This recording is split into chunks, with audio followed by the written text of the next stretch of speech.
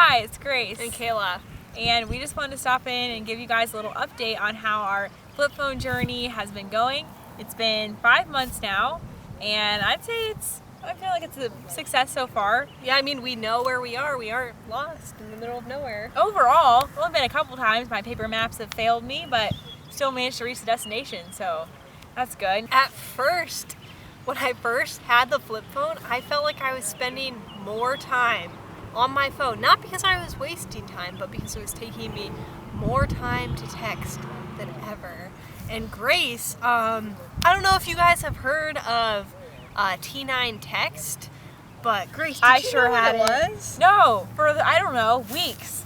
At the beginning, I was typing every single message one letter at a time by hitting the number key however many times I needed for my letters. Finally, one day, I found out that there was a better way to text on a flip phone. And since then, it's really changed how I text. It's been a positive improvement.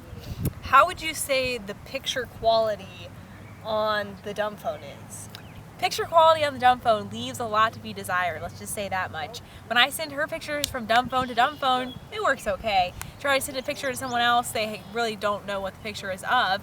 And if we get a picture from someone, I mean, we can kind of make out what the picture shows, but if there are any words on the photo, we can't see it all. There's no hope. You better send us an email. Yep, so we really count on our friends to email us. On the note of not having Google Maps, how often would you say you get lost? I mean, before someone loaned me a GPS, thank you, Kayla, I had quite the difficulties. I've been writing notes on sticky notes, printing out paper maps. That has let me down a few times. Mostly I have to just backtrack a lot. Sometimes I have to call for help. But I will say, I feel like I have learned my way around my hometown a lot better than when I used to map everything on my smartphone. So that's a positive. Starting to be able to get around better. Yeah, that's good. Kayla, have you gotten lost? I actually got lost my very first day with the Dumbphone. I was on my way to a wedding and I thought I could just quick look at the directions and memorize them. Well, turns out I did memorize the directions, but you know what's helpful about Google Maps? It shows you, oh, your turn is in 0.2 miles. Well, when you have to turn onto some obscure road as you're flying 60 miles per hour down a road, it's hard to see like Apple Lane, no? So let's just say I missed that turn by quite a few miles and walked into the wedding late. So there have been some lows, but what would you say have been some of the best moments from having the flip phone? Oh, like man. the positives. I mean, I think we agree the positives definitely outweigh the negatives. So far, we have no regrets switching to the flip phone, but what would be some top highlights from the past 5 months with this flip phone? So my top moment was I was actually asked to come and speak in a middle school class on they were doing a study on technology and TikTok. So I came in and shared the story about how I gave up my smartphone and how I switched to a Dumbphone, and like the kids just, they could not believe it. And we did a little activity with them, and we got the average time that they spent on their phones per day, which was about 4 to 5 hours per kid, and we did the math. And we did it nice and slow. We wrote it on the board. I had them help me, and it ended up being, I believe, they're about 13 years old. By the time they're 75, if they keep spending 4 hours a day on their phone, they will have wasted 11 years of their life on their phone. Maybe. Did they find that shocking?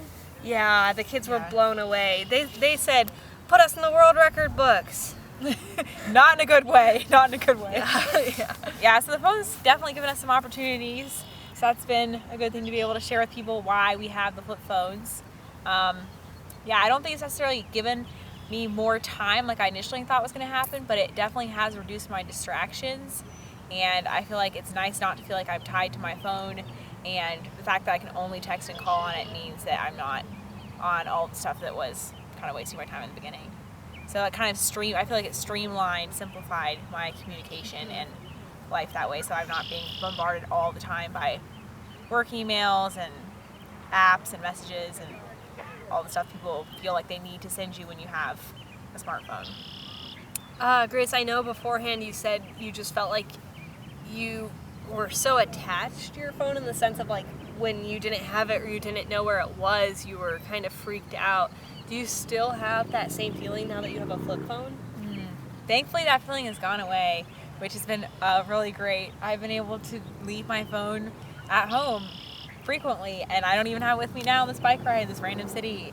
And it's just nice not to have to worry about having my phone all the time. And if I set it down and I temporarily lose it, I don't panic because it was $20, and I can just go to Walmart and I can get a new one.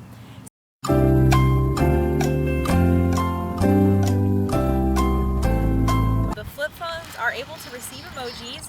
They do not have an emoji keyboard, so the only way they can send an emoji to someone else is by copying and pasting an emoji they had previously received. The Dumbphone can in fact do group messaging. All you have to do is turn on the group messaging setting in your settings.